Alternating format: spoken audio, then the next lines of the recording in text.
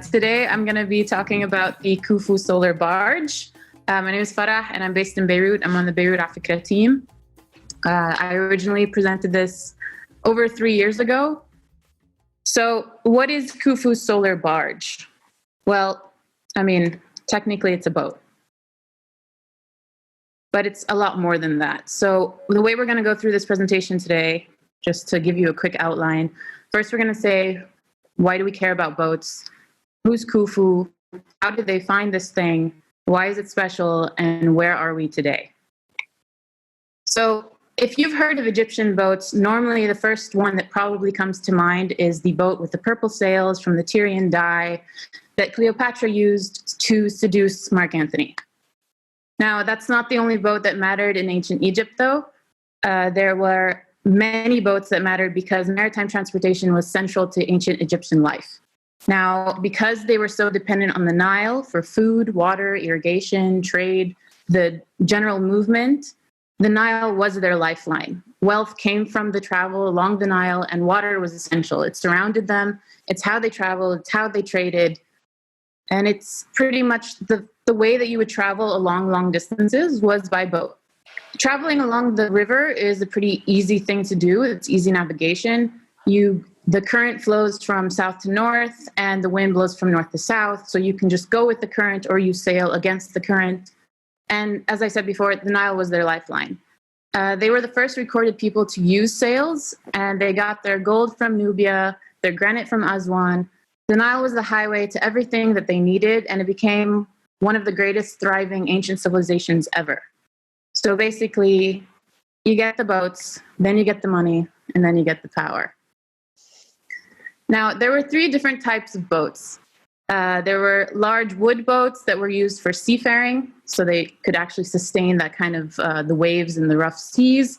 There were papyrus boats that were made out of reeds, and they were shaped like this one in the picture, and those were common for everyday life. And then the third kind was a mix between the two, and it was a papyrus form. So it was wood, but also shaped like these papyrus boats. And those were usually more for religious or cultic practices, like a pilgrimage boat to the sacred tomb of Osiris in Abydos, or it was like part of a funerary procession where the mummy would be taken from through the river to the necropolis. And we'll get to that in a second. So boats were central to your modern day life, right? So obviously you'd need them in your afterlife. And as we know from grade school, ancient Egyptians believed that everything you needed in your life would be buried with you in your afterlife. So this is the sun god Ra, and the ancient Egyptians believed that he would travel through the underworld to get to the heavens on a boat, and that when the pharaoh died, he would accompany Ra on his journey across the sky each day as the sun. Pharaohs are supposed to accompany Ra, which means they need a sweet ride to do that, right? So according to the Book of the Dead, there were 2 boats that they would need. They would need a day boat and a night boat. One, the manjet, which was the day boat. The mesketet was the night boat. And it would carry its master through the heavens. So if you're a pharaoh and you're dead in a tomb, you're going to need a boat, maybe 2 in the afterlife, and you're going to be like, dude, where's my boat? So grave goods were the walk-in closets of the afterlife. They used to have all the things that they needed in their next life buried with them. There were prayers and hymns that included the idea of a ship that would be needed in the afterlife, and there were hopes that the journey would be safe, and there were spells that included navigational instructions.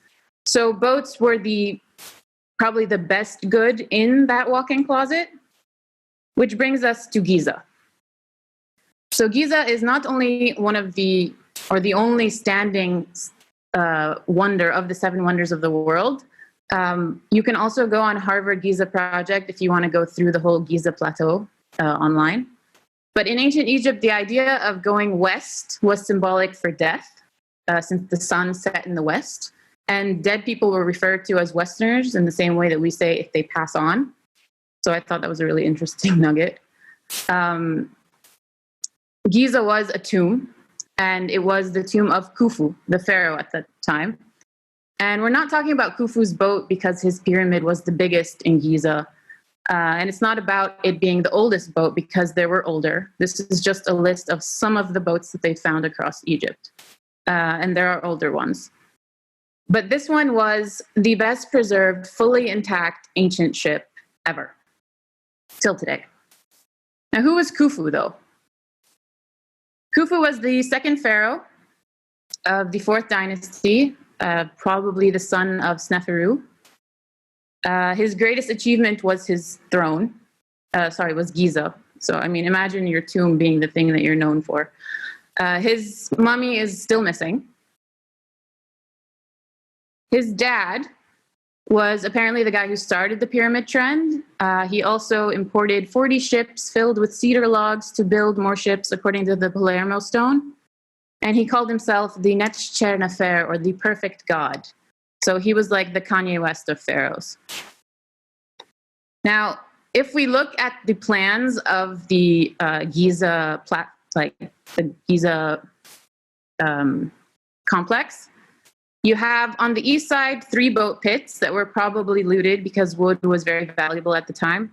And then on the south side, you have 2 pits that were found by accident. They said that they were trying to remove some debris, and there's something about the king of Saudi visiting and saying that like you couldn't see the pyramids really well, so you need to clean this stuff up. So they wanted to remove an enclosure wall, and then by accident, while they're doing this, the architect who came in to do that job found that the measurements around it were a bit off on one side.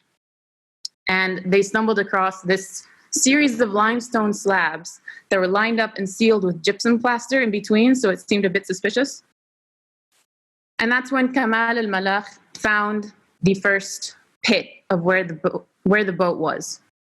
Kamal al-Malakh, as a side note, he was an architect and archaeologist working as the antiquities inspector at Giza. He was very involved in Egyptian culture, as you can see from the quote there.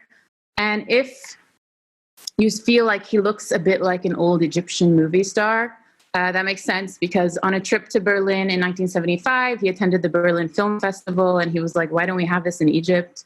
He went back in 76 and he founded the Cairo International Film Festival while working as a journalist at Al Ahram newspaper.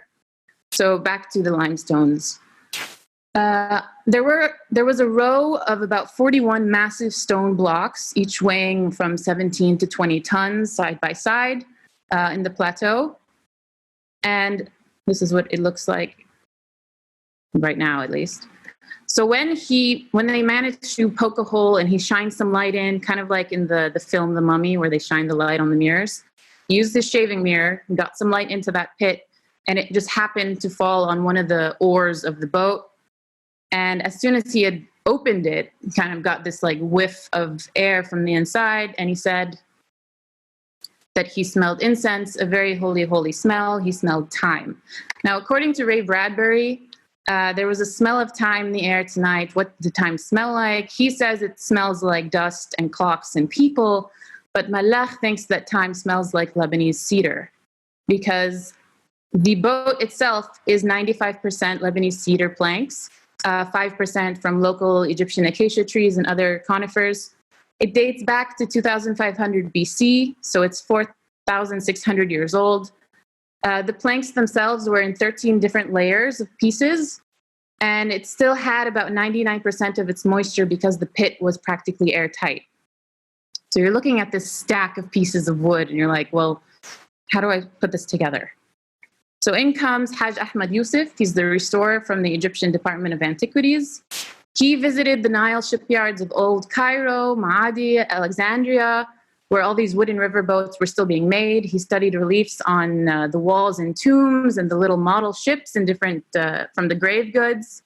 And he investigated how the shipwrights were building ships in different traditions to try and figure out how to put this together. Now, the pieces actually had these small etchings carved into them, so symbols corresponding to the 4 different quadrants on the boat, but it still took 14 years for him to assemble because they would put it together, realize they're doing it wrong, and then take it apart again, and then put it together. So it took 14 years. But essentially, because it had these kind of symbols, it's kind of like putting together a piece of IKEA furniture. So you just kind of match the different letters up together. So we get it. It's old, but why is this boat so special? What's the big deal? Well, there are a couple of reasons. First, it was the size, the sheer size of this thing.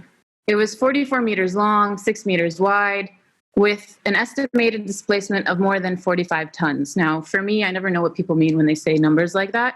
So if you want to kind of visualize or understand what 45 tons is, it's like 7 T-Rexes, or like 100 grand pianos, or like 30 cars, or 7.5 elephants, whatever measurement floats your boat. So another really interesting part of it was the shape. Like I said earlier, the papyriform hull represented something religious, important for the pharaohs, something tied to tradition. But they weren't exactly sure what it was yet, or how, or what it was used for. But what was most interesting about this vessel was how it was made. So it was shell built, which means they started from the outside and then they reinforced the frames on the inside without a central piece or keel. Now, modern day boat building doesn't do that. In the modern times, they do the frame.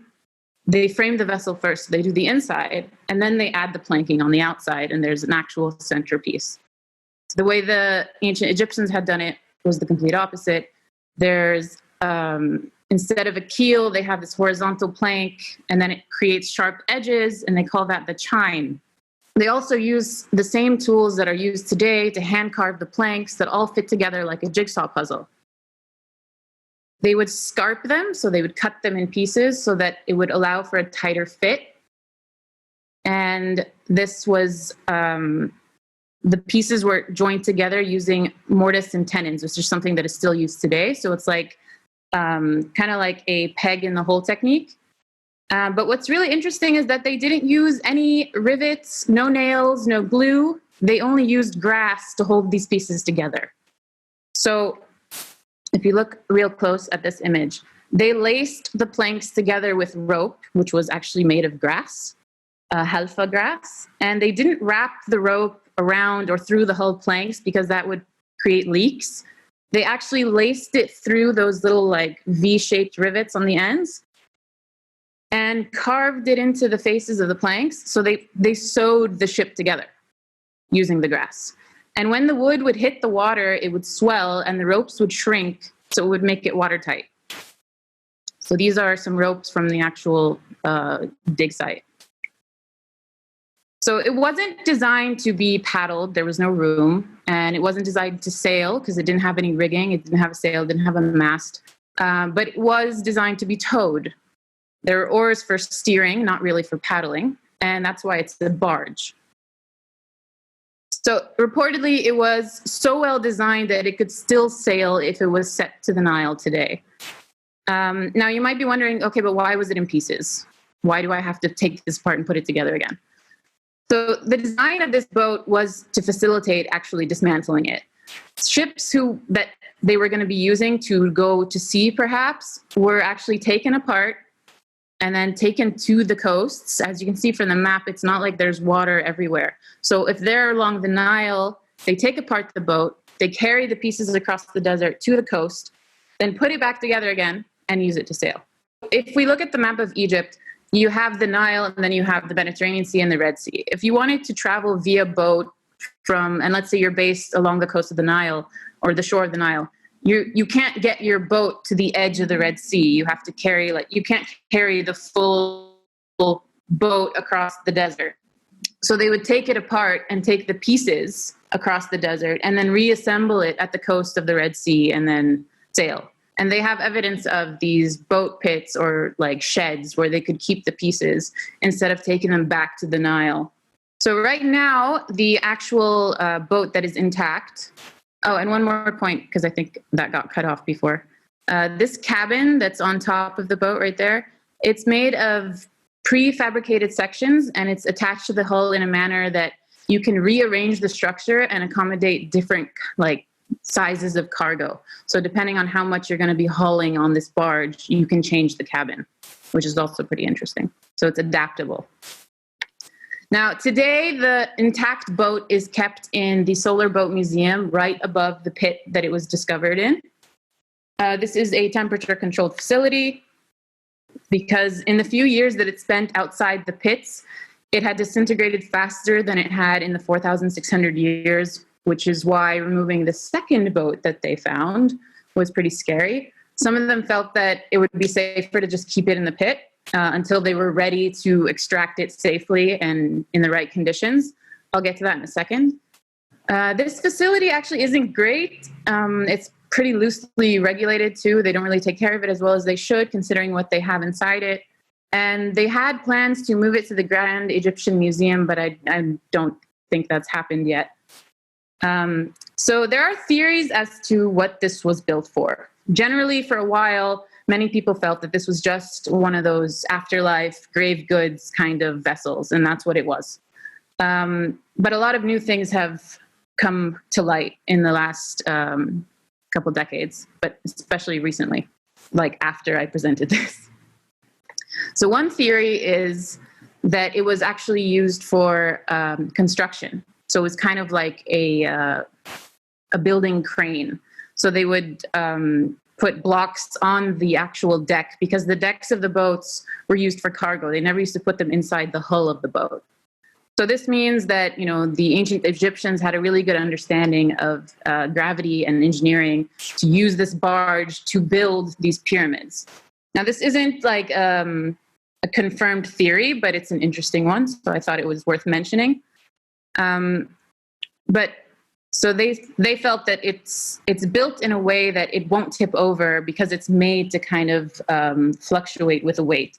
But there's something that disproves this later. So since first presenting this in 2017, there have been a lot of things that came about, including this one presentation that was done with the Harvard Semitic Museum. They put it on YouTube last month, but I think it was earlier this year. So they have a couple of theories as to what the boat or the barge was actually for. One was that it was a pilgrimage barge, like we had originally said that the Papyriform boat is used for pilgrimages or religious practices. So one was that it was for a pilgrimage to the Osiris grave at Abydos, which is something that like all ancient Egyptians were supposed to seek to do.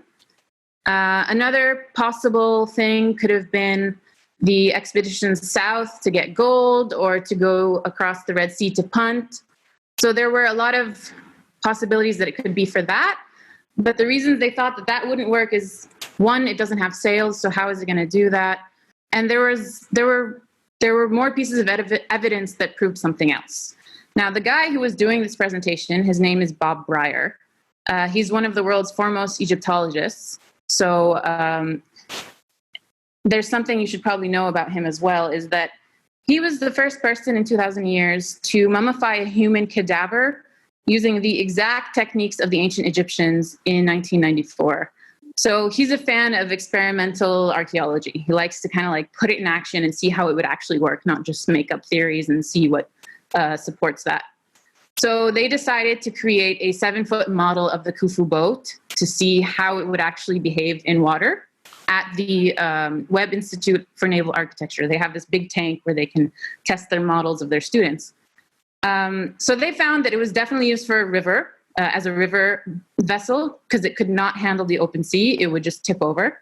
And like we said, no sail, no mast.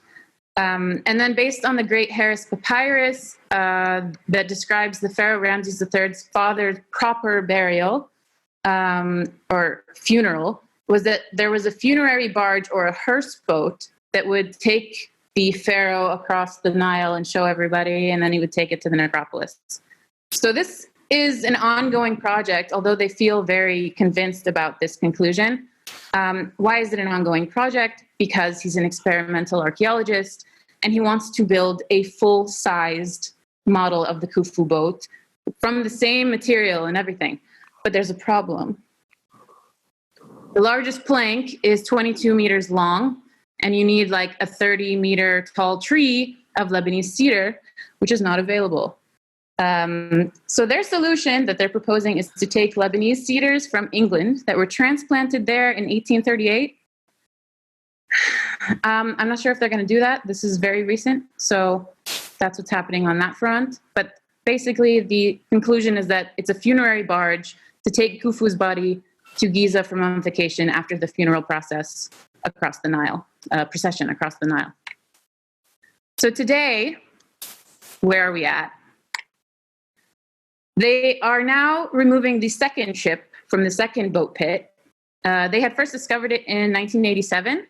A team of the National Geographic Society put a camera in there and checked it out.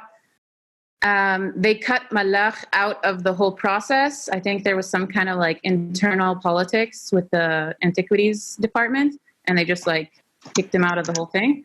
Remember how I said they thought it was safer to leave it in the pit until they had a better extraction plan? Well, they were wrong, because the evidence showed that pollution in water and insects had already invaded the boat's chamber. There was some kind of crack or something, possibly from building the museum nearby. So they decided they need to get it out as quick as possible. So they're working with a team from a Japanese university, and they're trying to extract this, and it was supposedly going to be done by 2020, which is probably unlikely now. So as of 2017, archaeologists had unearthed 727 pieces of wood from the ancient king's second solar ship. That's not that much, but it's a lot considering how long it takes. It can take up to a week to remove a wooden plank in the temperature-controlled lab that they built right above the boat pit, and roughly a month to stabilize a 20-meter plank of wood for transport to the Grand Egyptian Museum. So they have to treat it, they have to glue it back together, and apparently this one is in much worse shape than the original first Khufu boat. The ultimate goal is to reassemble the boat, but what's great about modern day technology now is that they can just do a 3D laser scan of every piece of the boat, and they're going to try and assemble the boat digitally as like a 3D puzzle first before they try and use the actual pieces and risk further damage. Now, today you can go on YouTube and go through a walking tour of the actual solar boat museum. And you can also get your own Khufu model ship. It costs about $200 or 22,000 yen. And it comes with actually like really nice schematics and guidelines and everything. So, yeah. And these are the references, and that's me. Thanks so much, Farrah. This is really interesting. I think there were a couple of comments /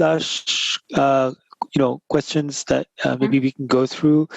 Karina Shalabi, at some point when you were showing the inscriptions on the boat, Karina noted that they were letters of some sort. Karina, do you want to? No, I think it was a joke because you mentioned, that you can assemble an IKEA furniture with numbers, but in this case, it would be with hieroglyphic letters. I thought that was funny. It wasn't really a question, but it was a very nice analogy. Thank you. Yeah. All right, let me see other questions. What led you to all this research? Okay, so that was actually the same question someone asked 3 years ago. Basically, when we were trying to come up with a topic for this, Mikey and I were talking, and it was the first time I was going to do a presentation for afikra, and he's like, well, what are you interested in? And I said, public transport. I really like metros, and I think it's because we lack any version of that in Beirut. So I'm always fascinated that, subways. So we were just looking for something interesting, and we went on Saudi Aramco, and we found this article called I Smell Time. And that was just fascinating. And I had no idea about this boat. And I've always had a really deep interest in Egypt. I wanted to be an Egyptologist as a kid. So I just kind of fell down the rabbit hole, and that's what happened. Farrah, just to add to that, you didn't, besides that latest video, I'd be really curious to hear, or for you to share some of your sources, like where did you find this stuff? And if it's possible, if you have about 17 hours over the next week, if you could just make these all very Instagrammable for us, because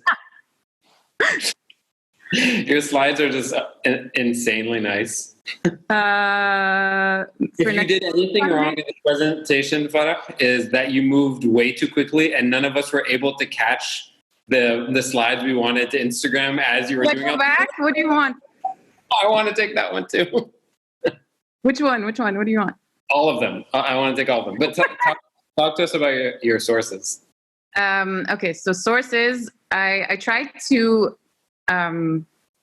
I watched a lot of recent YouTube videos because there were a lot of new presentations given. There were some old archives, but some of the presentations were really interesting because you had actual like Egyptologists and archaeologists discussing this boat and kind of throwing their theories out there. And then you have some that are like, they have their own blog or website where they're like, no, I think it's this. So I was just like reading everybody's thoughts and trying to piece them together and see who has the best evidence as to what this could possibly be.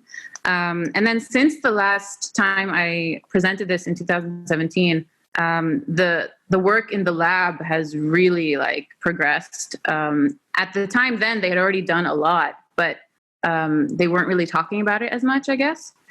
So there's a lot more imagery available now online as of the pieces and stuff, but there's still no, like, there's no models or something that tells us, like, was this second boat the one that tows the first one? Like, how are they related to each other?